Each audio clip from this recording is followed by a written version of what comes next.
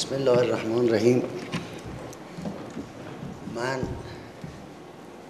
صمیمانه به جناب دکتر فاطمی خوش آمد عرض میکنم و ایشون رو من امروز زیارت کردم. متاسفانه من اون فرصتی که به تلویزیون نگاه کنم ندارم و این مایه تأسف هست، چون خیلی برنامه‌های مفید هست برای ما، یعنی برای مجهز شدن، برای واقعا عالمانه مسائل رو دیدن وسیله خوبی هست، ولی ما روزی رو فروختیم، یعنی به کارهای دیگه و با کتاب‌هایی که از قدیم داشتیم با اونها مشغولیم. ولی من در اون بیوگرافی خیلی کوتاهی که از جناب دکتر فاطمی دیدم، ایشون تخصص‌هایی دارن که خیلی به همه ما ایرانیان به دانستن لااقل جزئیات اونها احتیاج داریم و ایشون این نکته عنایت فرمایید، سخنران کلیدی برخی از کنفرانس‌های بین‌المللی در حوزه‌های روانشناسی و مدیریت و آموزش بودند و کارگاه‌های مختلفی داشتن، از مدیریت تعارض، مهارت‌های ارائه مطلب. هر کدام اینها را شما در نظر بگیرید ایشون در اون زمینه‌ها تخصص دارن و من امروز شنیدم که از شاگردان و دانشجویان همشهری ما استاد محمد تقی جعفری بودند. من سالها با ایشون محشور بودم و ایشون هم در نوع خود در شایع کردن مثنوی در ایران نقش بسیار مهمی داشتند و الان هم کتاب ایشون در 15 جلد نقد و تحلیل مثنوی خوانندگان خاصی دارن، از سوالهایی از من میکنن.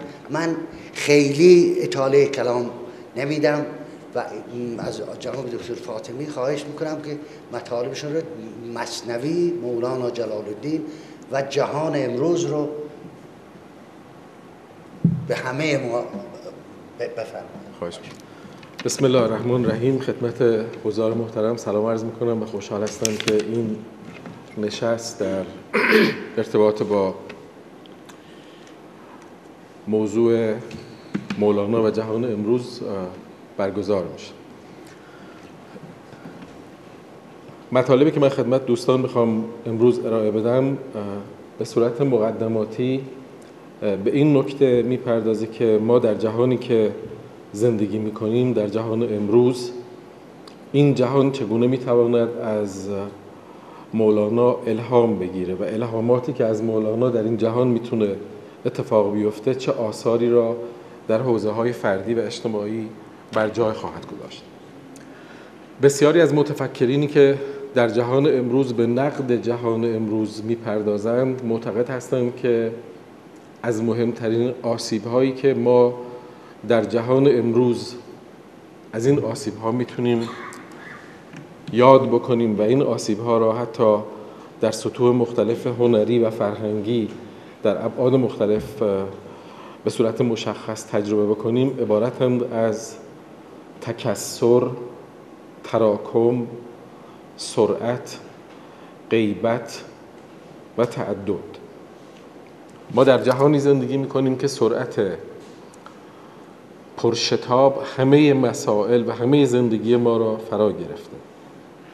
انسان‌ها شتابان همواره به دنبال خواسته‌ها و نیازهایی هستند که بسیاری از این نیازها به واسطه جامعه به صورت تحمیلی به اونها ارائه میشه و از سوی دیگه به خاطر این شتاب، تعدد و تکثر خواسته‌ها هرگز حضور را در لحظه حال تجربه نمی‌کنند. یعنی هنگامی که صبحانه می‌خورن به ناهار می‌اندیشن، هنگامی که ناهار می‌خورن به شام می‌اندیشن، در جلسه امتحان به امتحان بعدی فکر می‌کنن، توی جلسه امروز که هستن به جلسه فردا فکر می‌کنن. عاری از حضور، غایبانه دارن در جهان زندگی می‌کنن. و یکی از دلایل این غیبت مداری و غیبت محوری عدم توجه به بعد ناپیدا و بعد خاصی هست که در ارتباط با انسان‌ها مورد نسیان واقع شده. مولوی در تعبیر بسیار زیبایی که در تحلیل این مسئله بعد از 700 سال خورده‌ای میتونه الهام بخش بسیاری از فرزانگان و متفکرین باشه، یک مسئله خیلی عمیقی رو مطرح میکنه و اون این که هر که او ارزان خرد ارزان دهد، گوهری طفلی به قرصی نان دهد. انسان ها چون قدر خودشون را و منزلت خودشون را و ساحت خودشون را اونطوری که باید شاید پیدا نکردن پیدا نمی کنند و با خودهای مجازی و سود و سلف همراه هستند، به خاطر استقراق در این خود مجازی متوجه واقعیت‌های ناپیدای خودشون نخواهند بود. 100,000 فصل داند از علوم، قیمت خود را نداند آن ظلوم. قیمت هر کاله میدانی که چیست، قیمت خود را ندانی ابلهی است. قیمت خیلی چیزها رو میدونن اما قیمت خودشون رو در واقع فراموش کردن. شبیه این معنا را بنجامین فرانکلین در یک داستانی که در واقع الهام بخش فضای امریکا بوده مطرح میکنه که میگه من کودکی بودم و I had a lot of coppers in my pocket and I came across a boy who was whistling around. جیبم پر از سکه های پول بود، رسیدم به یه بچه‌ای که داشت سوت میزد. I gave all my coppers and I got one whistle. همه سکه هامو دادم، یه سوت گرفتم. با شادی رسیدم خونه، هنوز پا به خانه نگذاشته بودم که شادی من به حزن و اندوه تبدیل شد، چون گفتن که با این همه پولی که تو داشتی میتونستی خیلی بیش از این سوت بگیری، ولی میگه I got a lesson out of it. یه درسی گرفتم، به درس این بود که چیزی رو ندم که اون چیزی رو که میگیرم برابر با اون نباشه. این مفهومی که در ارتباط با خود مجازی و خود حقیقی در جهان امروز مطرح هست بسیار عمیق مورد توجه مولوی هست و مولانا در ابعاد مختلف به این مفهوم گران میپردازه که انسان‌ها به هر میزان که با سایه‌ها خودشون را شناسایی میکنن و در سایه‌ها به صورت‌های مختلف غرق میشن، از خود حقیقی خارج میشن. وقتی از خود حقیقی خارج شدن در واقع ایدنتیفیکیشن و شناساییشون با بعد پیدای تنمدار و جسم محور خواهد بود.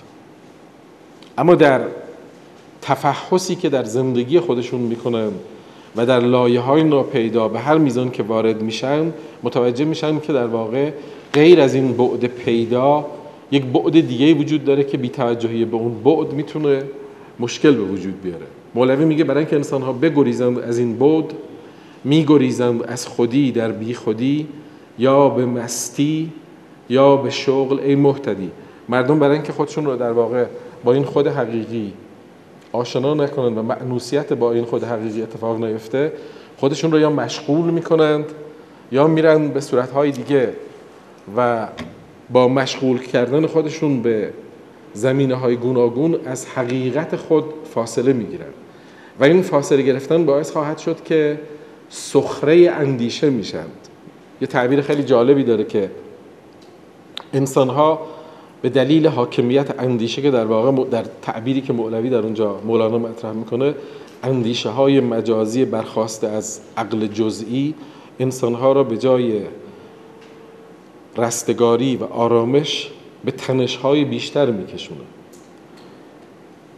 جان شو و از راه جان جان را شناس، یار بینش شو نه فرزند قیاس. تعبیر خیلی عمیق و ژرفی رو مطرح میکنه مولوی که راه فهمیدن جان، راه فهمیدنی که غیر از این بعد پیدایی که ما داریم، غیر من در پس این پرده سخنسازی هست، راز در دل نتوان داشت که غمازی هست. بلبلان گل ز گلستان به شبستان آرید، که در این کنج قفس زمزمه پردازی هست. تو مپندار که این قصه به خود میگویم، گوش نزدیک لبم آر که آوازی هست. جهان امروز به صورتهای مختلف استقراق در خود مجازی را تجربه میکنه. شما فیلم اخیر The Wolf of Wall Street را اگه دیده باشید، گرگ وال استریت، یکی از فیلم‌هایی هست که به نقد این جهان مجازی و جهان آکنده از صورت‌ها و خیال‌ها میپردازه.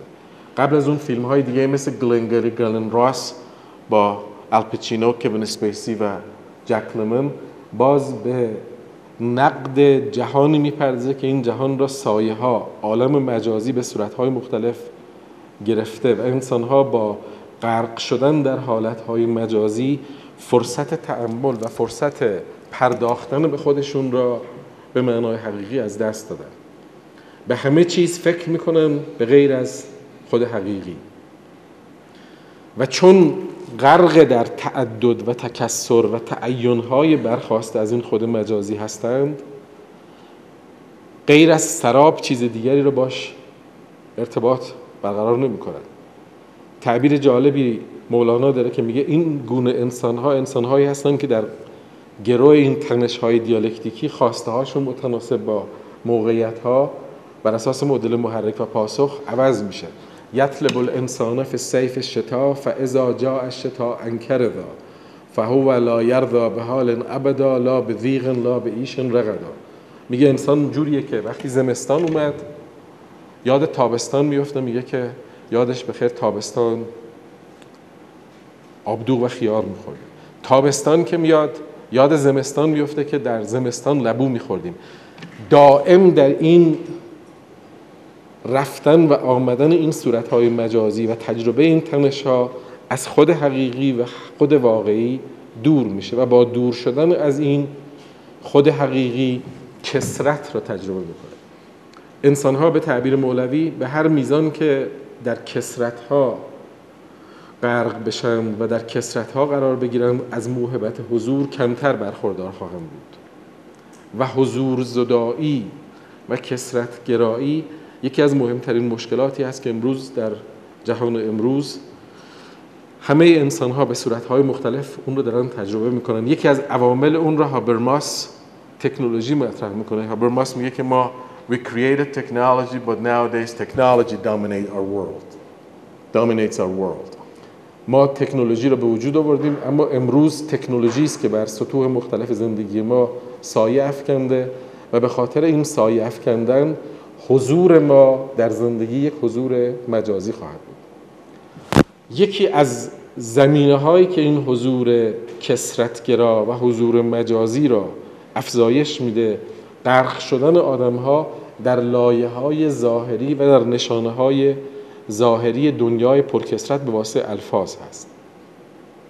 راه هموار است و زیرش دام‌ها، قحطی معنا میان نام‌ها. لفظ‌ها و نام‌ها چون دام‌هاست، لفظ شیرین ریگ آب عمر ماست. لفظ و نشانه‌ها در زندگی پرتکثر و زندگی غیبت زده نه تنها انسان‌ها را به معنا سوق نخواهد داد بلکه از معنا دور خواهد کرد، چون انسان‌ها فقط مغازله با الفاظ دارند. ویتگنشتاین یه بحث مهمی رو مطرح می‌کنه تحت عنوان grammar of understanding، گرامر درک، و اون اینه که گاهی وقتا انسان‌ها حرفایی رو با هم میزنن. یه مثال خیلی ساده‌ای ویتگنشتاین مطرح می‌کنه، میگه شما یک نامه از محبوبتون به شما میرسه که I'll be arriving in Vienna at 6 o'clock this afternoon. من ساعت 6 میرسم وین. به هر کسی که این نامه را نشون بدید با یه سطح بسیار نازلی از لحاظ زبان میتونه معانی موجود در اون نامه را در نظر ظاهری بفهمه. اما شما که با اون محبوبتون یک رابطه عمیق و یک رابطه ژرف را با یک پیشینه عاطفی تجربه کردید، فهم شما از این نامه کاملا متفاوت خواهد بود با فهم سطحی و سوری که یه آدم فقط اون الفاظ رو مطرح میکنه. انسان‌ها به هر میزان که غرق کثرت‌های متعین در صورت‌های مجازی باشن، رد و بدل کردن پیام‌هاشون در این دنیا نه تنها اونها را به گرامر و درک عمیق سوق نخواهد داد، بلکه باعث میشه که فاصله‌ها، انقطاع و انفصال بین انسان‌ها بیشتر بشه. برای همین هست که این عدم درک در چندین بعد خودش رو نشون میده. هرچه میگویم به قدر فهم توست، مردم من در حسرت فهم درست، که مولوی این را خیلی عمیق در اینجا مطرح میکنه. این فهم درست بحثیه که در ابعاد هرمنوتیک خودش در تعاملها خودش را عمیقانه مطرح میکنه. کاشکی هستی زبانی داشتی، تا ز هستان پرده ها برداشتی. رسیدن به این گرامر و رسیدن به این فهم در معنای ژرف و عمیق خودش با حالتهای مجازی امکان پذیر نخواهد بود. درد بزرگی که در جهان امروز انسانها را تهدید میکنه و مانع میشه که به این گرامر درک برسن، انقطاع و دوری از بعد ناپیدای خود هست. انسانها در دنیای امروز به دلیل سیطره و تسلط و حکومت بعد پیدای خود، یعنی بعد تن محور و تن مدار، از بعد پنهان و بعد مکتوم خودشون غایب هستند و کاملا بعد مکتوم را نادیده می‌گرفتند. نتیجهش این میشه که بعد مکتوم، یعلمون بالغیب، به بعد آشکار راه نخواهد داشت. برای بعد مکتوم ویزا صادر نخواهد شد که بیاد توی بعد پیدا حرکت آفرینی بکنه. مورد نسیان قرار گرفتن بعد مکتوم و بعد ناپیدای انسان‌ها، چون به صورت فطری این تمنا وجود داره که این بعد هم باید به فعالیت بپردازه و به منصه ظهور برسه، درد بیگانگی از خود را برای همه انسان‌ها ایجاد می‌کنه. به خاطر همین در بعد سلامت انسان‌های امروز یکی از مهمترین مشکلاتی که تجربه می‌کنن مشکل ناآشنایی با خود هست، مشکل عدم مأنوسیت با خود هست. انسان‌ها اگرچه به بعد پیدای خود می‌پردازند، در بعد پیدای خود بسیار به سیر و سیاحت می‌پردازند. شما فروشگاه‌های بزرگی هستند که انواع غذاها، انواع کالاها رو برای بعد پیدای انسان امروز به ارمغان بیارن. کافیست شما به برخی از این فروشگاه‌ها یه سر اجمالی بزنید تا ببینید که در مورد بسیاری از مسائل نازل ترین موضوعات بعد پیدای انسان، تنوع و تکثر کالاها به صورت بسیار عمیق یافت میشه. اما بعد مکتوم انسان‌ها، بعد پنهان انسان‌ها که در حقیقت جان قرار داره، کاملا مورد بی‌اعتنایی واقع میشه. نتیجه این بیگانگی از خود این میشه که انسان‌ها علی‌رغم تمتع و علی‌رغم بهره‌مندی و برخورداری از بسیاری از ابعاد بعد پیدا، ناراحتی و تنش درونی رو احساس میکنن. اینا اگر شما نگاه بکنید از فیلم همشهری کین که سیتیزن کین خودش رو مطرح میکنه، تو اون فیلم آرسن ویلز همسرش میگه که you bought me a castle but I feel lonely. اگرچه برای من قصر خریدی اما احساس تنهایی بر من غالب هست. از اون فیلم گرفته تا فیلم‌های دیگه که در خود غرب تهیه شده، حتی فیلم‌هایی که نگاه کارگردان و تهیه کننده نگاه مذهبی و نگاه دینی نبوده، توجه به این ناپیدا بودن و نادیده انگاشته شدن به صورت جدی خودش را نشون میده. و آثار منفی که در حوزه سلامت این میتونه داشته باشه و برای انسان‌ها بار گرانی را ایجاد بکنه که این بار گران حداقل اثرش بیگانگی از خود هست را عنوان میکنه و مطرح میکنه. اینی که تعبیری که مولوی داره که یک لحظه داغم میکشی، یک دم به باغم میکشی، پیش چراغم میکشی تا وا شود چشمان من. باز شدن چشمان انسان‌ها در دنیای امروز با اتصال و ارتباط با خود حقیقی و اتصال به خود ناپیدای اتفاق میفته که مولوی روی اون تأکید میکنه و اعتقاد داره که به هر میزان که انسان‌ها از این خود دور بمانند، گرفتار سراب‌ها بیشتر خواهند شد. همه بیشتر سراب زده و سراب محور میشن. عالم چو سراب است ولی کن چه سراب، نی بر سر آب. عالم چو حباب است ولی کن چه حباب، نی بر سر آب بلکه بر روی سراب. آن نیست سرابی که ببیند به خواب، آن خواب چه خواب، خواب مستان خراب. یعنی نگاهی که داره، نگاه انسان‌هایی هستن که دارن در سراب زندگی میکنن، اونم نه سرابی که در ظاهر زندگی معمولی قرار داره، بلکه سرابی که آدم‌های مست رفتن خوابیدن، تو خوابشون دارن این سراب رو میبینن. یه تعبیر شگرف و عجیبی مولوی داره که حتی علوم تحصلی که ما به ظاهر پیش خودمون از اونها با تبختر یاد میکنیم، اگر اون عامل اتصال رو مطرح نکنه و با خود ناپیدا و خود حقیقی اتصال واقعی رو به وجود نیاره، نه تنها سراب خواهد بود، بلکه باعث خواهد شد که انسانها در سیاهچالهای جهالت، سیاهچالهای حرص ورزی و سیاهچالهای جهود خودشون را محبوس بکنند. خردکاری‌های علم هندسه یا نجوم و علم طب و فلسفه، این همه علم بنای آخر است که عماد بود گاو و اشتر است. بهر استبقای حیوان چند روز، نام آن کردند این گیجان رموز. یه سری گیج دور هم جمع شدن از ام.اد و ام.ای و پی.اچ.دی و پست داکتورت و اینا صحبت کنن، اما حقیقت معرفت زمانی اتفاق خواهد افتاد که انسان‌ها بتونن از این عالم مجازی و از این خود پیدا فراتر برن و با خود ناپیدا و خودی که به صورت مکتوم در همه انسان‌ها در یک رابطه عمیقی خودش رو نشون میده ارتباط برقرار کنه. برای همین جانشناسان از نظر مولوی از عددها فارغند، در غرق دریای بیچونند و چند. کسانی که جانشناس میشند و معرفت مرتبط با خود حقیقی رو پیدا میکنند، نه تنها از سرابها میگذرند، از تعینها و تکسرهای مربوط به مقایسه ها، مربوط به غیریت های برخاسته از نگاه مجازی استنکاف میکنند. اکسیر انسان امروز در این اتصال و در این تغذیه با خود معنوی و خود حقیقی نهفته است. و من اعرض عن ذکری فان له معیشة ضنکا.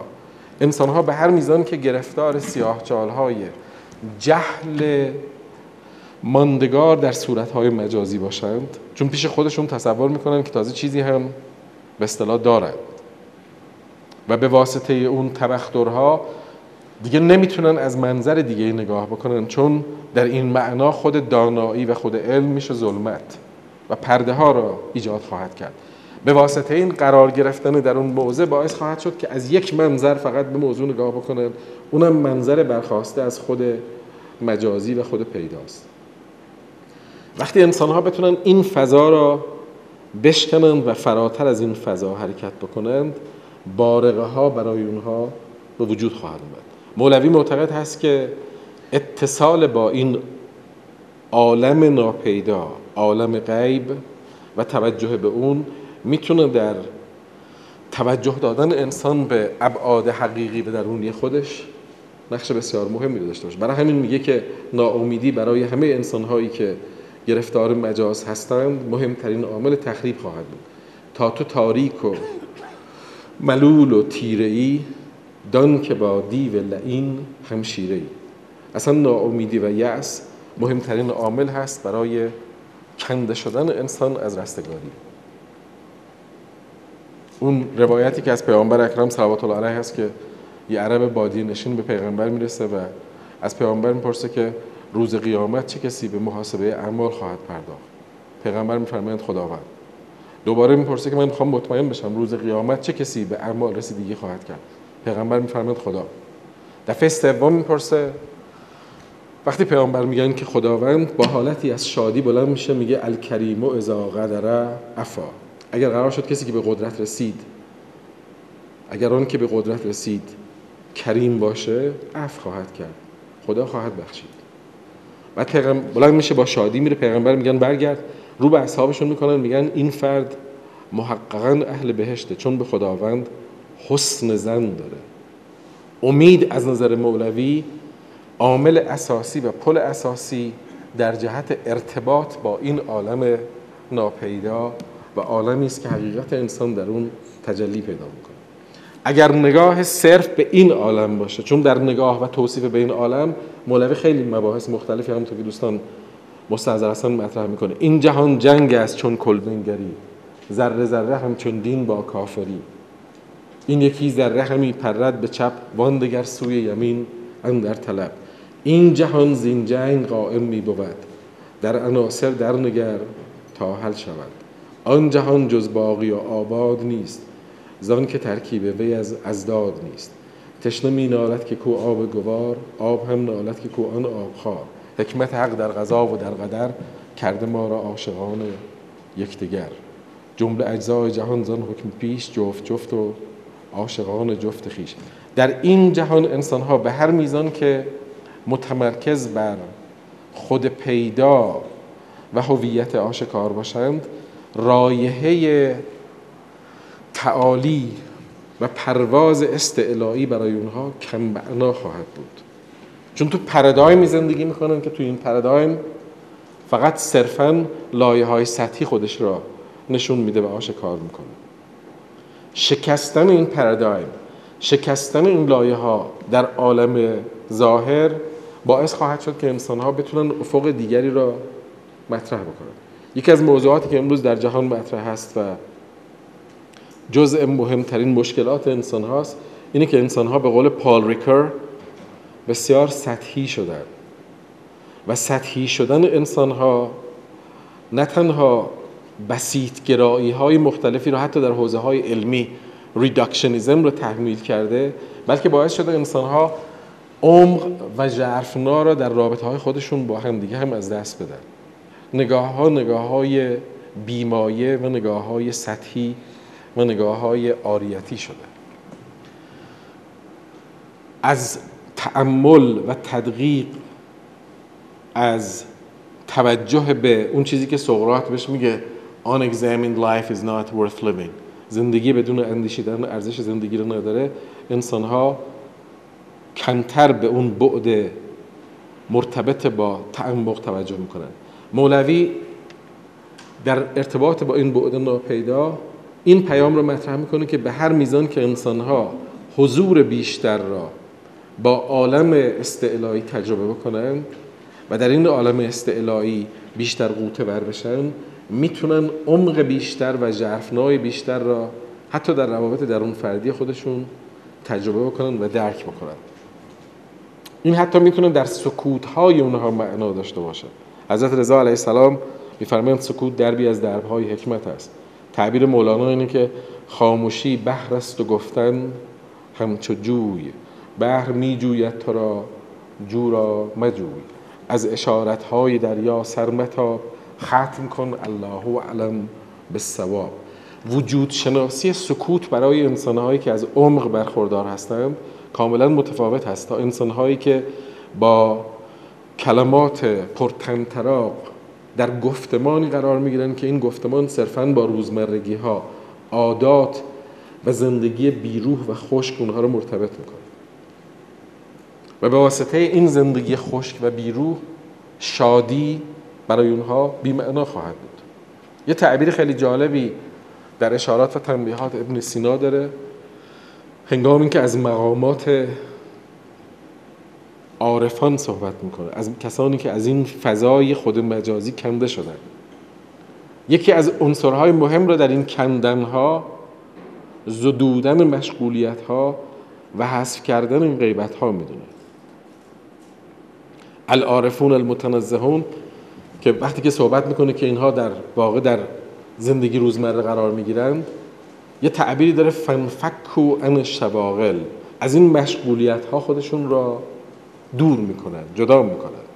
وقتی از این مشغولیت‌ها دور شدند، مفهوم بایستگی و شایستگی ابتهاج درونی را بهتر میتونن تجربه بکنن. العارف حشٌ بشٌ بسام یبجل الصغیر تواضعی کما یبجل الکبیر. در درونشون لبخندهایی که ایجاد میشه اون لبخندی نیست که صرفاً هی هی هی که آدم‌ها در صورت‌های ظاهری مطرح میکنن باشه. ژرفنای لبخند اینها همراه خواهد بود با پیدا کردن اون بعد درونی. در اونجاست که در بعد درونی فضای ابتهاج و بهجت برای اونها کاملا متفاوت جلوه خواهد کرد و لذت ناشی از این رابطه استعلایی به گونه دیگه‌ای برای اونها مطرح خواهد شد. شما تو فیلم الپچینو The Scent of a Woman، عطر یک زن، این درد اشتغال زدایی، این درد کلی که انسان‌ها به صورت عام با خودشون همراه دارن در جهان امروز و حتی میتونه یک پدیده کوچکی که بتونه به عالم بالا اونها رو کوچکترین توجهی بده و تلنگری بزنه به اونها، میتونه اونها رو در این فضا وارد بکنه. کاملا میتونید نگاه بکنید که جهان تا چه اندازه تشنه این مفاهیم مرتبط با جهان استعلایی هستش و این تشنه بودن در عالم استعلایی میتونه در زمینه‌های مختلف در ابعاد گوناگون نقش مهمی را برای انسان امروز داشته باشه. آوازه جمالت از جان خود شنیدیم، چون باد آب و آتش در عشق تو دویدیم. اندر جمال یوسف گر دست‌ها بریدند، دستی به جان ما بر بنگر چه ها بریدیم. ارتباط با این عامل درونی و توجه به این عامل درونی اساسی ترین عاملی هست که در مأموریت ارزشمدار انسان‌هایی که دغدغه معنوی برای اونها دغدغه اساسی هست، میتونه برای جهان امروز پیام بسیار بنیادین و اساسی را همراه داشته باشه. به هر میزان که انسان‌ها در جهان امروز با تراوت این معنا آشنا بشن که غیر از این بعد ظاهری غالب در زندگی مجازی و گفتمان برخاسته از این تعددها و تکثرها میتواند معنای دیگری در کنار اونها وجود داشته باشه، از مطلوبیت برخوردار باشه، از استحسان برخوردار باشه، میتونن با ارتباط برقرار کردن با اون معنا فضای بیشتری را در همگامی و همراهی با عالم استعلایی پیدا بکنن. قطره دریاست اگر با دریاست، ورنه او قطره و دریا دریاست. ما ز بالاییم به بالا می رویم، ما ز دریاییم به دریا می رویم. این اتصال به عالم استعلایی برای همه انسان‌ها حضور و پویایی را ایجاد خواهد کرد که کمترین اثر این حضور و پویایی خلاقیت و شکفتگی هست. میدونید در سازمان‌ها بررسی کردم توی روانشناسی‌های مدیریتی و سازمانی که آدم‌ها وقتی دچار خستگی میشن و فتیگ را تجربه میکنند، یکی از دلایلش قرار گرفتن در زندگی روزمره یک نواخت هست. ما یه پدیده رو تست کردیم توی هاروارد به نام مایندفولنس، حضور و پویایی. تو ایران این به اشتباه ذهن آگاهی ترجمه شده، اما ذهن آگاهی ترجمه درست نیست. مایندفولنس در واقع دیدین اونایی که فوتبال تماشا میکنن، کسانی که علاقه‌مند به فوتبال هستن، در لحظه‌ای که دارن فوتبال نگاه میکنن با همه وجود حاضر هستن، با همه وجود سراپا در اون لحظه حضور رو دارن تجربه میکنن. نمیگن he is there، میگن he is being there، یعنی سراپا حاضره. حضور و پویایی وقتی برای انسان‌ها کم رنگ بشه گرفتار یک نواختی‌ها میشن. حتی ما اینو تو درمان تست کردیم، چه در اینجا چه در امریکا و کانادا، که به خانواده‌هایی که دچار رکود و خستگی و رخوت میشن به همسران توصیه میکنیم که به همدیگه نگاه بکنن، زاویه‌های جدید و مثبت همدیگه را بیابند و ببینند و وقتی که میبینند و میابند بر اساس اون تعامل‌های خودشون را در نظر بگیرند. این تازه شدن و پویایی، روز نو و شام نو و دم نو به تعبیر مولوی، بسیار میتونه تو حالت انسان‌ها تأثیر بگذاره. چیست نشان آن که هست جهانی دیگر، نو شدن لحظه ها رفتن این کهنه هاست. روز نو و شام نو، دام نو و باغ نو، هر نفس اندیشه نو، نو خوشی و نو غناست. نوز کجا میرسد، کهنه کجا میرود، گرنه برای نظر عالم بی منتهاست. عالم چون آب جوست بسته نماند، ولی میرود و میرسد، نو این از کجاست. این تازه شدن وقتی در معنای عمیق اتفاق بیفته کمترین اثرش خلاقیت انسان‌ها خواهد بود. ما وقتی نگاه میکنیم به این شی، طرحواره‌های ذهنی ما، اسکیمای ما این را بطری تصور میکنه. طرحواره‌ها میگن که این بطریه. به واسطه این معرف‌های تنظیم شده در ذهن این را بطری میبینیم. اما وقتی خلاقیت خودش نشون میده دیگه این بطری میتواند باشد، اما خیلی چیزای دیگه هم میتونه باشه. به دانشجویان دانشگاه MIT یک چکش دادن، به یک گروهشون گفتن this is a hammer، به گروه بعدی گفتن this could be a hammer. این چکش است. به گروه دوم گفتن این میتواند چکش باشه. اونایی که بهشون گفته شد این میتواند چکش باشد، خلاقیتشون به مراتب بیشتر بود تا اونهایی که گزاره‌ای که به اونها داده شده این است که این هست و غیر از این نیست. نگاهی که مولوی داره اینه که انسان‌ها به هر میزان روی گزاره‌های تثبیت شده برخواسته از طرحواره‌های ثابت تکیه بکنن، رکود رغبتشون بیشتره. حتی در همه معانی. بیزارم از آن کهنه خدایی که تو داری، هر لحظه مرا تازه خدایی دیگر آید. کل یوم هو فی شأن تأثیر میذاره تو نگاه حتی عبادی فرد. الذین هم فی صلاتهم دائمون، کسانی که حتی در دائم continuous نه continuous یعنی لاینقطع متصل هستند. الذین یذکرون الله قیاما و قعودا و علی جنوبهم و یتفکرون فی خلق السماوات و الارض، دائم این حضور رو دارن تجربه میکنن. از نظر مولوی شکستن این تثبیت شده ها و معرف های برخاسته از روزمرگی ها میتونه پویایی ایجاد بکنه، میتونه خلاقیت ایجاد بکنه. و نگاه پویا و خلاقی که امثال بابا طاهر و اینها از این صحبت میکنن که خوش آنان که دائم در نمازند، خوش آنان که الله یارشون بی، این پویایی میتونه در فضاهای زندگی درون فردی و برون فردی حتی دخالت بکنه. ما روی همسران حتی اینو تست کردیم، بهشون گفتیم که نگاه بکنید به همسرتون، 5 زاویه جدید و مثبت رو بیارید، نه حالش عوض میشه. حال وقتی خراب میشه که ماندگاری وجود داشته باشه. پویایی و نگاه خلاق حال را کاملا عوض، فتیگ دیگه احساس نمیشه. اگه همون فرد، اینو حتی توی هاروارد که به صورت اکسپریمنت انجام شد، تو هتلداری تست شد که کسانی که مثلا توی هتلداری این اتاق‌ها رو تمیز میکنن دیگه این کار خیلی یدی معمولی هست دیگه، بیشتر دچار خستگی میشن.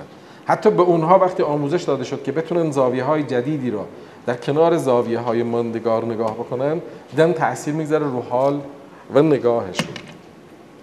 نگاه را کاملا تأثیرش را متفاوت میکنه. وقتی بر جان بنشینه نگرش ها تغییر میکنه، چون که در جان رفت جان دیگر شود، جان چو دیگر شد جهان دیگر، جهان کاملا عوض میشه. و جهان درونی انسان ها وقتی عوض بشه همراه با خلاقیت و پویایی میتونه تأثیر بگذاره در جهان های دیگری که مرتبط با این جهان، میتونه از ابعاد مختلف خودش رو نشون بده. بنابراین حرفی که مولوی میزنه فوق العاده قوی‌تر و عمیق‌تر از حرفی است که الیس در مباحث افسردگی و دیگران در بحث سلف تاک یا گفتگوی با خود مطرح میکنن. چون حرفایی که به اصطلاح الیس و دیگران مطرح میکنن در یک سری از لایه‌های تثبیت شده های ذهنی قرار میگیره، در حالی که خود مولانا بحث ذهن رو که مطرح میکنه، ذهن تا زمانی که اسیر سایه های مجازی هست حضور را نمیتونه تجربه کنه. گسستن از این سایه ها و زدودن این حالت های مجازی اولین گام و مطلع توجه به عالم استعلایی هست. مقایسه هایی که میتونه به واسطه این صورت مجازی رو در واقع بیشتر بکنه، در اونجا کاملا خودش را طرد شده نشون میده. و توجه به حضور در اونجا میتونه عامل اساسی باشه برای پیوندهای مشترک، برای مشترک سازی بین انسانها. و این مشترک سازی یکی از مهمترین عواملش در نگاه مولوی با محبته. برخواسته از، یعنی اونا رو وقتی که نگاه میکنیم در نگاه، حالا من دیگه چون فرصت خیلی زیاد نبود و نیست، چون اینا مباحثی که باید مبسوط هر کدوم شکسته بشه، در نگاه آنتولوژیکال و هستی شناسی مولوی که با سیستم معرفت شناسی کاملا متفاوتی جلو میره، آثار غایت انگارانه و اتیولوژیکالی ایجاد میشه که مهمترین نقش را توی بهبود روابط انسانی مطرح میکنه. از محبت سجن گلشن میشود، زندانهای انسانها با محبت کاملا تبدیل میشه به گلستان. بی محبت روضه گلخن میشود. بدون محبت در زندگی انسانها دافعه را تجربه میکنن. دهها تحقیق تو حوزه‌های مختلف روانشناسی هیجان نشون میده که انسانها به مجرد حضور در جهان دو چیز میتونه در رشد عاطفیشون تاثیر داشته باشه. یکی اینترسابجکتیویتی، یکی اتونمنت. اینترسابجکتیویتی همزمانی و همزبانی شناختیه. یعنی شما وقتی که یک کودک مثلا فرض بفرمایید راجع به آی موشک حرف میزنه، پدر و مادر بتونن تو اون فضا ارتباط برقرار بکنن. یه دفعه اگر مثلا راجع به بادکنک حرف میزنه، نه بهش بگن که بیا بشین اینجا ببین که در اسفار چی گفته. همزبانی شناختی با بچه برقرار بکنن. در کنار همزبانی شناختی و همزمانی شناختی، کودک نیازمند به اتونمنت هست، یعنی همزبانی و همزمانی هیجانی و عاطفی. وقتی یه بچه متعلم میشه، پدر و مادر بتونن اون تعلم را تو تجربه زیستیشون مرتبط بدونن. وقتی بچه ناراحت میشه، بتونن اون فضای تجربه را درک بکنن. فقدان همزبانی و همزمانی شناختی در کودکان باعث میشه که بچه‌ها انفصال‌های عاطفی رو تجربه بکنن. بعد تو زندگی بعدیشون تو سبک‌های ارتباط با همسرشون تا این دخالت بکنن. تعبیر بسیار عمیق مولوی داره که انسان‌ها به هر میزان که از اتصال‌های حقیقی برخوردار باشن، میتونن در این همزبانی و همزمانی اثرگذاری بیشتر داشته باشن. تو روایت ما از حضرت امیر علیه السلام هست که الزم نفسک بالتودد. تودد یه معنای خیلی وسیع و گسترده‌ای داره که یکی از معانی اون دوست داشتن دیگران. یه معنای دیگه شنه گره گشایی از کار دیگران، توجه به انسان‌ها و نگاه متعالی مرتبط با هویت برخواسته از کرامت. همین چیزی که تعبیری که حضرت زهرا سلام الله علیها می‌فرمایند که بندگان مؤمن خداوند که از نشانه‌هاشون رخسارهای باز و رخسارهای آکنده از محبتشونه، نه رخسارهای گرفته عبوس و رخسارهایی که قبض رو میرسونه. تو حالت درونی مولوی تعبیر خیلی جالبی داره که قفلگر گه قفل سازد گه کلید، قبض بس دارد مشو تو ناامید. چون امید در واقع مطلع هست و مقسم هست، انسان‌ها دائم به واسطه این نور افشانی امید میتونن اون فضای آکنده از محبت رو تجربه کنن و رحمت درونی به خود باعث رحمت بیرونی به دیگران خواهد بود. جهان امروزی که از مشکلات مهمش اینه که جهانی است آکنده از غضب، آکنده از انانیت، آکنده از حرص، آکنده از خودخواهی و این خودخواهی ها در سطوح مختلف انسان ها رو نه تنها از عالم استعلایی دور میکنه و منقطع میکنه، بلکه در روابط فردی انسان ها دخالت میکنه. شما همین فیلم The Wolf of Wall Street رو نگاه بکنید، گرگ وال استریت. ببین تو سطوح مختلف این فیلم نقد روانشناختی این معنا میتونه مطرح باشه که انسان ها به هر میزان که از خود استعلایی فاصله گرفتن، مشکلاتشون بیشتر شده. جانها فلکی گردد اگر این تن خاکی، از خود بزد آید صفت دیو و ددی را. با خود نظری داشت هر آن کس که در لوح رقم زد، نقش ازلی کلک جمال ابدی را. به هر میزان که انسان‌ها با این خود مجازی مرتبط هستند و باشند، حرص اونها، آزمندی اونها بیشتر و بالاتر خواهد بود. عجب اینها حتی در بعد درون فردی، چون عجب درون فردی میشه دیگه، اینتراپرسونال میشه. کبر برون فردیه، یعنی شما در ارتباط با دیگران از کبر برخوردار هستید. ارگنس طلب بزرگی در ارتباط با دیگران، ولی عجب کسی نیست. مثل اونه کسی مثلا نماز شب بیدار بشه بخونه، کسی نیست که اون موقع بخواد در اونجا از خودش غرور و تبختر نشون بده. اما همین که پیش خودش پنجره رو باز کنه، مثلا احساس به وجود بیاد که حالا همه خوابیدن، این توفیق به ما داده شده. ساعت 2:06 هست، همه کپیدن، ما مثلا بلند شدیم هازا مقام العازبه که من ناره بگیم. خود همین تخریب بعد استعلایی را همراه خواهد داشت. و تعبیر عجیب و شگرف مولانا این هست که تا زمانی که انسان‌ها در ظرف‌های برخاسته از صورت‌های مجازی زندگی می‌کنند، صرف ظاهر به نظر مطلوب هم برای اونها نمیتونه استحسان لازم را همراه داشته باشه. برای رسیدن به قله‌های پرشکوه عالم استعلایی کندن از زمینه‌های مجازی و گسستن خود مجازی شرط اول هست و این شرط میسر نخواهد شد الا اینکه انسان‌ها بتونن آگاهانه و با اختیار، نه از روی اجبار و اکراه و اضطرار، بتونن این تمرین رو انجام بدن. اونجایی که میگه که به حضرت امیر علیه السلام ای علی که جمله عقل و دیده ای شمه‌ای واگو از آن چه دیده ای، در واقع این بعد اختیار را در فضای استعلایی میتونه برای انسان‌ها همراه داشته باشه که انسان‌ها به هر میزان که از بعد اضطراری و اجباری و اکراهی بتونن فراتر برن، میتونن تجلی عمیق اون را همراه داشته باشن. اگر فرهنگ امام حسین علیه السلام برای همه انسان‌های حقیقت جو میتونه بارقه‌های بزرگ درخشش را همراه داشته باشه، برای اینکه حرکت امام حسین علیه السلام زیباترین تجلی اختیار در عالم انسانی و زیباترین حرکت مبتنی بر آگاهی در حقیقت وجود انسان هست و به خاطر این از عظمت و قداست برخوردار هست. امیدوار هستم که مطالبی که من عرض کردم بتونه دوستان را به افقهای جدیدی نسبت به موضوع مولانا و مبحث مربوط به مولانا در جهان امروز منعطف بکنه. سوالاتی اگه دوستان داشته باشن خوشحال میشم که در خدمتشون، چون گفتن که به هر حال نزدیک 40 دقیقه 45 دقیقه وقت بیشتر نیست.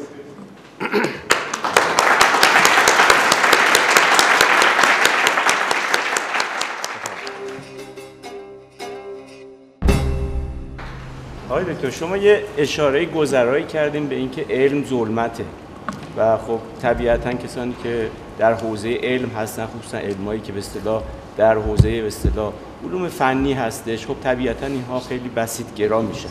میشه اینو یک کم بیشتر باز بکنین که به اصطلاح برون رفته از این آفت چی هستش؟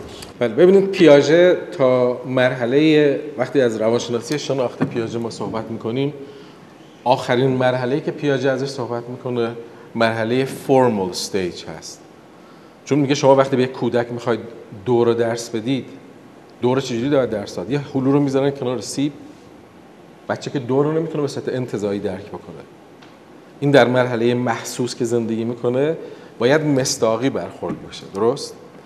بعداً که رشد میکنه و جلو میره، میرسه مرحله فرمال که میتونه مثلا معقولات اولیه و معقولات ثانویه را تمیز و تشخیص بده. بعد از پیاژه یه سری از فلاسفه و یه سری از روانشناسان رسیدن به مرحله پست فرمال در پاسخ به فرمایش جناب عالی، با اونه که انسان‌هایی که به مرحله پست فرمال میرسن چند تا ویژگی پیدا میکنن، حتی در علوم دقیقه. یکیش اینه که نسبت به ابهام و ایهام، امبیگویتی، مدارای بیشتری دارن. انسان‌ها به هر میزان که در منظرهای برخاسته از جزمیت‌های خودشون گرفتار باشند، انعطافشون کمتر خواهد بود، لجاجتشون هم بیشتره. برای همین پیامبر اکرم صلوات الله علیه می‌فرمایند که لجاجت اولش نادانی است، عاقبتش پشیمانی. آدم چون احساس می‌کنه یه چیزی رو میدونه، خیلی این احساس جزمیت بیشتر براش به وجود میاد که با یک نگاه عاقلانه‌ای به جهان نگاه بکنه. پست فرمال که الان روش سال‌هاست کار شده، بعد از مرحله پیاژه میرسه که انسان‌ها اولاً uncertainty و عدم قطعیت و عدم حتمیتی که هایزنبرگ در علوم به اصطلاح مختلف از جمله فیزیک در ذرات رو مطرح میکنه، تو جنبه‌های بنیادین هم میتونه مطرح بشه. و این نمیدانم برخاسته از این عدم جزمیت و عدم قطعیت فوق‌العاده از ارزشمندی بالا برخورداره. یعنی همون تعبیری که ابن سینا داره که دلگرچه در این بادیه بسیار شتاف، یک موی ندانست ولی موی شکافت. اذعان به این ندانستن اولین گام هست در جهت باز کردن پنجره های دیگه. چون بازی پدیده‌ای که تو هاروارد هم باز این تست شده، آدم‌ها به هر میزان که از یک پرسپکتیو نگاه میکنند مایندلس میشن، یعنی دیگه اصلا نمیتونن به چیز دیگه توجه بکنن. حتی یه تست اکسپریمنتال تو هاروارد انجام دادن که یه کسی که توی خیابون وایساده بود، خودش زده بود به این که مثلا پام رگ به رگ شده، به دیگران میگفتش که لطفاً برید توی این داروخانه که نزدیک اونجا هست، این باند را بگیرید و بیارید. منتها تأکید میکرد روی اون باند، میگفت could you go and get ace bandage. توی داروخانه هم گفته بودن که مخصوصاً به صورت تعمدی که بهشون بگه که آقا این باند که برای به اصطلاح این فرد میخواد وجود نداره. یه فلو ریسرچر هم اونجا اینو ریکورد میکرد. عده کثیری از این آدم‌ها بعد از اینکه داروخانه به اینها میگفت که باند نیست برمیگشتن میگفتن که باند ببخشید ما رفتیم تلاش کردیم ace bandage is not available.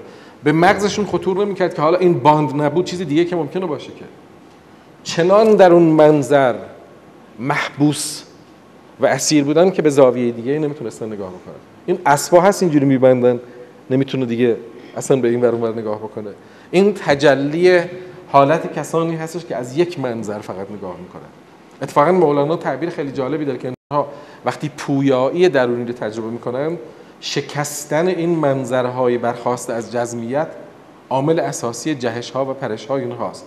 بازنگری، این تعبیر که امام صادق علیه السلام میفرمایند که امروز اینها بهتر از دیروز و فردا بهتر از امروز خواهد بود، بدون این امکان پذیر نخواهد بود، چون باعث میشه هر آن شما رکتیفای بکنید. اونایی که در علوم دقیقه هم حتی کار میکنن، شما کتاب والتر جانسون رو بخونید 1991 The reality is not what it used to be. واقعیت آنگونه که ما تصور میکردیم دیگر نیست. حتی در حوزه‌های مختلفی که در حوزه‌های علوم به اصطلاح دقیقه وجود داره. تعبیر مولوی تعبیر خیلی جالبیه که این تعبیر رو دوستان توجه بکنن. موجهای تیز دریاهای روح 700 سال پیش گفت. موجهای تیز دریاهای روح هست 100 چندان که بود طوفان نوح. امروز تو نوروساینس ثابت شده و تو چیزای تکس‌های فیزیولوژیک حداقل هست که در هر ثانیه شما 15 میلیون بیتس اف اینفورمیشن به ذهن فرستاده میشه. یعنی یک که میگی 15 میلیون اطلاعات داره به مغز فرستاده میشه. از این 15 میلیون 14 تا 15% رو ما آگاهانه پروسس میکنیم. دفعه بعد که دوستان الله اکبر میگن تو تسبیحات حضرت زهرا به این معنا بیشتر توجه بکنن. 14 تا 15% برای آدمایی که تازه منگی ندارن. آدمایی که منگی دارن مثلا بعد از یه نیم ساعت راجع به یک جوک میخندن که اونا اصلا معلوم نیست از 14-15% 7% هم. حالا وقتی این پویایی اتفاق میفته موجهای تیز دریاهای روح، این موجهایی که در درون دریاهای روح دائم در تلاطم هست. الان پست مدرن ها در بحث های شناخت و تحلیل های اونی بحث مطرح کردن که ما در تعامل های زندگی به جای کور مینینگ معانی هسته‌ای مارجینال مینینگ هم داریم. یعنی معانی حاشیه‌ای و هسته‌ای که تو تعامل های ما ایجاد میشه و باعث برانگیختن و تداعی معانی ها در ابعاد مختلف میشه، فوق العاده تاثیر بسیار زیادی داره در پردازش های اطلاعات ما. انسان هایی که در بعد علوم دقیقه حتی هستند، نگاه برخاسته از این پویایی به اونها کمک میکنه که در این جزمیت مرتبط با یک منظر قرار نگیرد و یادآوری این به اصطلاح منظر شکنی و پویایی در منظر باعث خواهد شد که از اون ریداکشنیزم جلوگیری بکنن. حالا البته پال ریکار یه بحثی رو مطرح میکنه، میگه که این زبان‌هایی که امروز به واسطه تکنولوژی، به واسطه نمیدونم آیفون، به واسطه چیزهای دیگه به صورت artificial language به ما تحمیل میشه، خودش هم به صورتی ما رو از پالیسیمی، از ترکب معنایی دور کرده. برای همین از نظر ریکور و دیگران، حالا اون اگر البته مولوی رو میشناخت و میتونست به این معنا درک بکنه که خیلی میتونست شکوه بیشتر رو در این زمینه مطرح بکنه، معتقد هست که شعر حالا در اون معنایی که اون باش ارتباط داره به ترکب معنایی، به پیچیدگی معنایی کمک بکنه. و از این نظر کسانی مثل هایدگر معتقد هستند که در واقع شاعران به یک معنا پیامبران هستند، چون کمک میکنن به انسان‌ها که لایه‌های مختلف معنا را در سطوح گوناگون و در سطوح ژرف زندگی شناسایی بکنن. شاعرانه در جهان زندگی کردن، چون تعبیر عمیقی عمیقی هست در ارتباط در فیه مافی هم مولوی یک جا از شعر به صورت پرمذمت یاد میکنه، در جایی که منظورش توجه به شعر به عاملی هست که محتوا در واقع کنار زده میشه، فقط ابزار در نظر گرفته میشه. میگه ما و خاندان ما از شعر بیزاریم. اما در یک معنای دیگه وقتی که از شعر به عنوان عامل ترکب و پیچیدگی در حضور مختلف مطرح میکنه، اونجاست که میتونه در ابعاد گوناگون اون دخالت بکنه. حتی در فیلم مطرح میکنه که میگه برخی باشند که سلام دهند و از سلام آنها بوی دود آید و برخی باشند که سلام دهند و از سلام آنها بوی مشک آید. این را کسی دریابد که او را مشامی باشد. داشتن این مشام توی ترکب و پیچیدگی از یادآوری هایی هستش که میتونه برای انسان ها اتفاق بیفته. تعبیری که حضرت امیر علیه السلام دارن اینه که احی قلبک بالموعظه. موعظه در این معنا خیلی معنای گسترده‌ای داره، یعنی زنده کردن دلها میتونه با اون عالم اتصال معنایی انسان ها رو از روزمرگی ها دور بکنه. غرق شدن در روزمرگی ها خودش باعث میشه که یونیورسیتی به وجود بیاد، یعنی به جای ترکب و پیچیدگی معنایی انسان ها درگیر یک بساطت زندان آفرینی بشن که نتونن دیگه اندیشه های متعالی را تجربه کنن.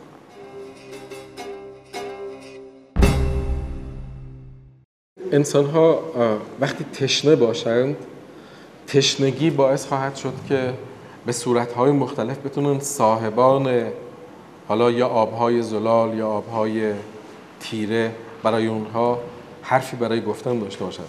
و اگر شما باز، من از فیلم‌ها مثال میزنم برای اینکه تصویر جامعه امریکا رو عرض بکنم، فیلم American Beauty، زیبایی امریکایی رو ملاحظه کرده باشه، فیلم‌های دیگه، این تشنگی در سطوح مختلف در جامعه امریکا تشنگی معنوی وجود داره، طوری که الان شما ریشه سلامت، health و whole و کل را که میگیرید، هر جفتش از یک ریشه میاد، یعنی به هر میزان که انسان‌ها کل را از دست بدن، سلامت را از دست میدن. در امریکا توجه به عنصر معنوی و توجه به جریان‌های معنوی به دنبال تشنگی برخاسته از زندگی مادی در حال اوج گرفتن هست و این اوج گرفتن در ابعاد گوناگون خودش نشون میده. حتی شما بسیار از فیلم‌هایی که به ظاهر فیلم‌های مثبت محسوب نمیشن، نگاه واکنشی نسبت به خستگی برخاسته از زندگی مادی هستش که تو اونجا میتونه مولانا خیلی بحث داشت. این هم که میبینید دکون‌های زیادی باز میشه و هر کسی، به قول میر فندرسکی، هر کسی چیزی هم میگوید ز تیر رأی خیش تا گمان آید که او قسطای ابن لوقاستی. این به خاطر اینه که وقتی که تشنه انسان ها باشن، هر کسی، حالا آب زلال هم نبود آب تیره هم باشه، میتونه برای خودش یک سری مشتریان داشته باشه. اما این تشنگی در ارتباط با بعد معنوی از جمله عواملی هست که اولا میرسونه که انسان ها به صورت فطری با جانشون مرتبط هستن. همونطور که شما بینوایان رو که میخونید یا فیلمش رو میبینید، اونجایی که وقتی که کشیشه میاد و ژان والژان رو میگن که این دوز رو گرفتیم، برمیگرده میگه you forgot the chandeliers، شمعدان‌ها رو فراموش کردی.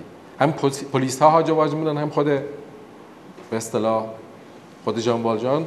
شما جمله رو که میخونید، ویکتور هوگو میگه نور مهتاب پیشانی او را روشن میکرد و نوری با شکوه‌تر درون او را با تلالو همراه میساخت. همین که این جمله رو میخونید شما یه حالی میشید. اون حال از کجاست؟ همین را در بالزاک شما تو دی اچ لورنس وقتی شعر پیانو رو میخونید، اونجایی که میگه که My manhood is cast down by the flux of remembrance and I weep like a child for the past. مردانگی مرا سیل خاطرات در هم میریزد و مانند کودکی برای گذشته گریه میکنم. همه انسان ها به صورت فطری و نهادین متصل هستند. برای همین انسان هایی که به فرهنگ عمیق و اصیل اسلامی باور حقیقی داشته باشند و واقعا به این باور عمیقانه در دل بدون سالوس اعتقاد داشته باشند، میتونن پیام آور پروژه های بسیار بزرگ برای جهان امروز باشند.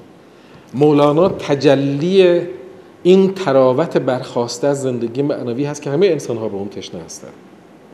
یه بحث خیلی عمیقی را یونگ مطرح میکنه که انسان ها همونطوری که بالاخره احتیاج به دل و جگر رو نمیدونن کباب کوبیده دارن در عالم تن، عالم روح هم غذا میخواد دیگه، و غذای روح با معناست و معنا در اتصاله.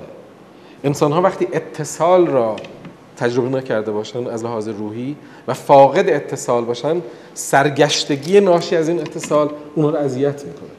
ببینید همه چیز دارن اما علیرغم داشتنهای مختلف نمیتونن راحت باشن. این تجربه تنش ناشی از این فقدانها بسیار بسیار در سطوح مختلف در امریکا، یعنی نه تنها در امریکا، در جاهای مختلف دیگه نشون میده. برای همین حتی یک شعر، یک جمله‌ای که میتونه به نوع انسان را با اون معنا، با اون اتصال همراه داشته باشه، میتونه فضا را متفاوت بکنه. شما تو فیلم مرد عوضی هیچکاک The Wrong Man، تو فیلم اعتراف هیچکاک باز I Confess، میبینید یه لحظه ای از این توجه، خود مولوی میگه این توجهات جنسش با توجه مادی فرق. تو مادی باید بگن که 3 روز و 3 سال و 25 دقیقه و نمیدونم فلان تا فاز اول تبدیل شه به فاز دوم، ولی تو عالم معنا اینجوری نیست. در صف معراجیان گر ایستی، چون براقت پرگشاید نیستی. یعنی تو عالم معنا که اینجوری نیست که. تو عالم معنا هر یک لحظه از این ور میشه radical transformation of consciousness، در یک لحظه تحول و دگرگونی اتفاق میفته. به خاطر اینکه اگر اتصال ها، البته زمینه باید وجود داشته باشه، اما اتصال ها وجود داشته باشه، فیوز آدم ها جوری دیگه کار میکنه. در عالم مادی اینجوری نیست. نیشکر و شکر یه پروسس دیگه رو مطرح میکنه، اما تو عالم معنا و در اتصال برخواسته از عالم معنا، فضا کاملا متفاوت خودش رو نشون میده. اینجاست که در فضای آکنده از حرمان، آکنده از خشکی، آکنده از بیروحی، تراوت پرنشاط نگاه مولوی، تراوت برخواسته از پژواک‌های فطرت مدار او، میتونه همه انسان‌ها را در یک پروژه بسیار زیبا هماهنگ جلو ببره. مثل سوخته شدن دل میمونه دیگه. هر دل سوزان هزاران راه دارد سوی تو. یه لحظه این همه ره را تو پایانی، ندانم کیستی. به فرمایش شما انسان‌ها در تلاش این هستن که این حضور رو برای خودشون ایجاد کنن در مکان‌ها و زمان‌های مختلف. میخوام ببینم که این حضوری که به اصطلاح همیشه گذرام هست، خصوصا در انسان‌هایی که به هر حال این حضور براشون حضورهای به اصطلاح ناپایداره، چطور میشه این حضور رو تثبیت کرد در خودش؟ انسان چیکار میتونه بکنه که این حضورها رو تثبیت کنه، از دست نده این زمان‌ها رو؟ اگر بتونه، وقتی از دست نخواهد داد که بتونه برسه به عامل اصلی حضور. یه عاشق در کنار معشوق ممکنه که مثلا چرت بزنه، حالا تازه مثلا معشوق پیدا شروع کنه به خمیازه‌های فراوان، یا مثلا بره زیر پتو بخوابه، بگه حالا ما میخوابیم، بعد در کنار معشوق کاملا حاضره دیگه. ولی اگر معشوق مجازی باشه، برای همین مولانا بحث مهم مطرح میکنه که شاد باش ای عشق خوش سودای ما، ای طبیب جمله علتهای ما، ای دوای نخوت و ناموس ما، ای تو افلاطون و جالینوس ما. اون حضور زمانی میتونه گذرانه باشه که به حضور اصلی متصل باشه. حضور اصلی در کجاست؟ شما عاشق ترین عاشق‌ها 3 بار بیدارش کنید تو خواب، چه اتفاقی میفته؟ میگه صبح بذار بگو. خیلی کسی عاشق شما باشه 4 بار بیدارش کنید. ولی لا تأخذه سنة ولا نوم، نه او را خواب خواهد گرفت و نه چرت. هو معکم اینما کنتم، هر جا باشی با شماست. نحن اقرب من حبل الورید، از رای گردن به شما نزدیکتره. یا من تحل بهی عقد المکاره، همه گره ها به دست اوست. یا من یفسح بهی حد الشدائد، همه سختی ها به دست او باز خواهد شد. و یا من یلتمس منه الی مخرج روح الفرج، کسی که رفتن از غم و تعلم به روح راحتی، نه راحتی، چون یه کسی تریاک هم میکشه ممکنه زر از غم بیاد بیرون، اون روح فرج یعنی رسیدن به نقطه‌ای که بالاترین نقطه تعالی هست به دست اوست. اون حضور ماندگار خواهد بود. برای همین به هر میزان که انسان‌ها سایه ها در حضورشون نقش داشته باشه، حضورها زودگذر خواهد بود. ابتهاجی که ابن سینا هم توی اشارات بحث ازش میکنه، exhilaration، مرتبط میشه با حضورهای ماندگاری که متصل هست به عامل اصلی حضور. چون باید دید اون حضور از کجا گرفته میشه دیگه. یه موقع فیلم سانست بولوارد دیدن دوستان؟ سانست بولوارد با ویلیام هولدن، داستانی خانومی است که در سن نزدیک 80 خورده ای سال به بعد چون هنرپیشه سینما بوده هنوز هم پرودوسر رو نمیدونم فیلم اینا رو میاره توی خونش برای اینکه یاد آور اون دوره های جوانی باشه. فیلم نقد این معنا هست که انسان ها چقدر با آیدنتیفای کردن شناسایی کردن خودشون با صورت های برخواسته از حضورهای موقت میتونن ماندگاری صورت های واقعی را از دست بدن. ولی اون جایی که در فرهنگ عاشورا امام حسین علیه السلام میگه انت ثقتی فی کل کربی و رجایی فی کل شدت، اون حضور اصلی هست. به اینم کار نداره که این چی بگه و اون چی بگه، چون مطلعش الهی حبلی کمال انقطاع الیک هست. اون حضور میتونه حضور ماندگار باشه. ما یه اکسپریمنتی جدیداً انجام دادیم که توی American Psychological Association انجمن روانشناسی آمریکا امسال قرار هست من ارائه بدم. البته در مفهومی که به صورت حالا متعارف بتونه جا بیفته اینه که دو گروه، یه گروه به یک کوه نگاه میکنن، وقتی که نگاه کردن تست از اینها میشه تست خلاقیت، تست هوشمندی و تست ارتباط با خود. به کوه نگاه میکنن، خودشون رو جای یه ریل استیت میذارن، یعنی میخوان کوه رو بفروشن. What happens if you want to sell the mountain؟ یک گروه دیگه به کوه نگاه میکنن با الهام از شعر وودزورث که کوه حضور و روح داره، از اونها تست گرفته میشه.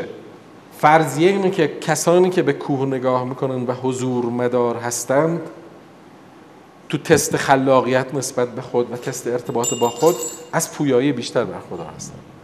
اگر در یک حضور ساده این میتونه اتفاق بیفته، پس در یک حضور بالا که در اون حضور بالا اصلا معانی عوض میشه، پارادایم ها عوض میشه، کاملا موضوع متفاوت خواهد شد. اصلا فضا کاملا دگرگون خواهد شد و اون دگرگونی را باید به قول معروف از جنبه هایدگر به صورت آنتولوژیکال، به صورت وجود شناختی تجربه کرد، نه به صورت معرفت شناسی، چون دانستن حضور با فهمیدن حضور کاملا متفاوت خواهد. از اینجا مولانا از فهمیدن حضور بحث میکنه و این فهمیدن حضور در قالب یک تجربه زیستی و یک تجربه فنومنولوژیکال به وجود میاد که میتونه زمینه تجلی خلاقیت انسان در عالم بیرون رو نشون بده. برای همین گفتن که هر آن کس دانش برد توشه‌ای، جهانی است بنشسته در گوشه‌ای. اون جهان میتونه در خلاقیت تاثیر بسیار مهم داشته. خب خیلی متشکرم از حضور دوستان و از پویا